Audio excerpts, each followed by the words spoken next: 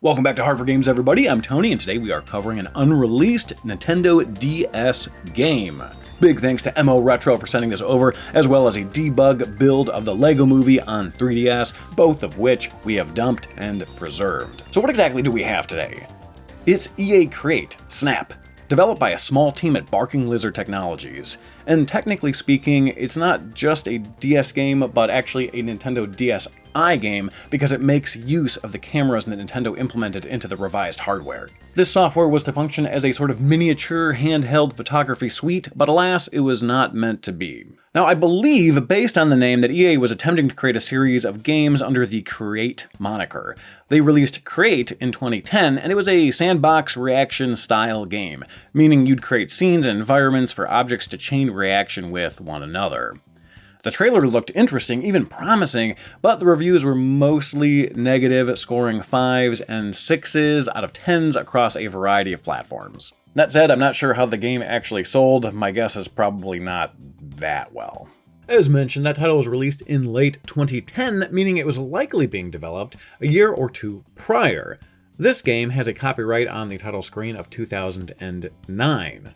When you look at the data in a hex editor, it says it was using a 2008 version of the Nitro debugger support library, i.e. Nintendo DS development tools. There's also a little note here saying that that version is too old. So my loose guess is that this game was being developed in, 2009, or probably would have been continued to be developed into 2010, probably in semi-proximity of the console PC Create, but was deprioritized and canceled when that title failed to make a splash. So let's go ahead and boot the game up and explore it bit by bit. EA Create Snap. Welcome to Snap. What would you like to do? So right off the bat, we have a number of different options here. Load a journal, kind of like an album. Inspirations. Scavenger hunt.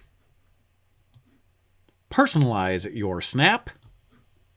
And take pictures now. But before we do anything, let's address the elephant in the room, the 3 colored boxes floating around on the top DS screen. This is to mimic the camera.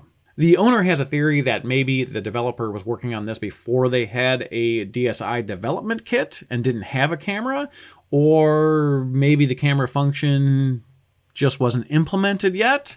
But basically, taking a picture of these 3 colored boxes based on where you happen to press the button to take the picture sort of mimics the uniqueness of a photo. You can tell which photo is which based on, where the boxes are. It's a little bit of a weird system, but it works for this. You'll see in a moment. I'll show you what I mean here. So if we go to take a picture, snap a photo. So that's our photo, right? Or maybe that's our photo.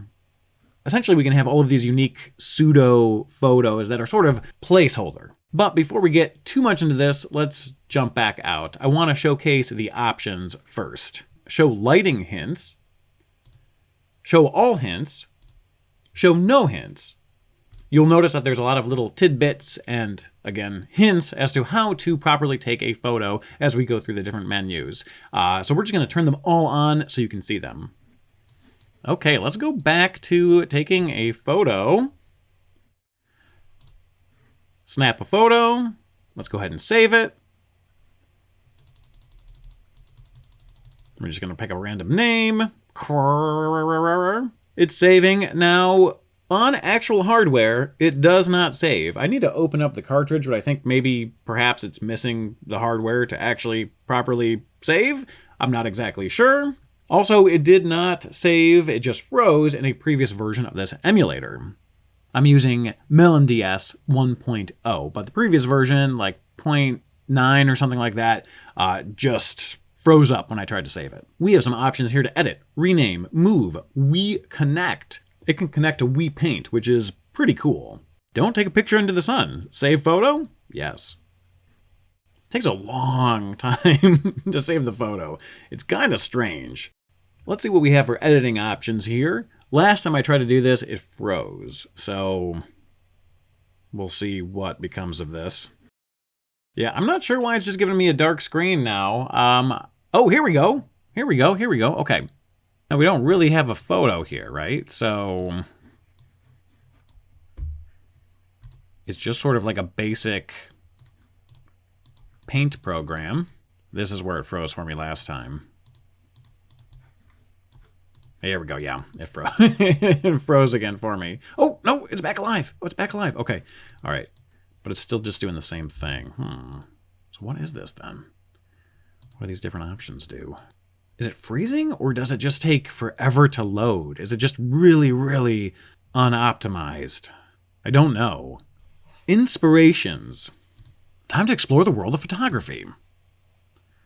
Here you're given things to find. Look hard and try to get the best photo you can. Take a photo that reminds you of a dream. So they're trying to give you ideas for how to start your photography, essentially. Dream, smile, emotion, haha, story time, congratulations, hobby, history, hard work, play. And then, of course, we have scavenger hunt. Bright red. Add light by opening up windows, turning on a lamp, or moving out of the shadows. Colors, practice. So this is sort of like the inspirations, but it's a, again, scavenger hunt. You're looking for a specific thing or color, etc., etc. If I save the photo, maybe it'll think it's the red, and it'll give me another one. Soft blue. Yep, exactly. Okay, so it's going to go through like a color spectrum, essentially, at least to start off with.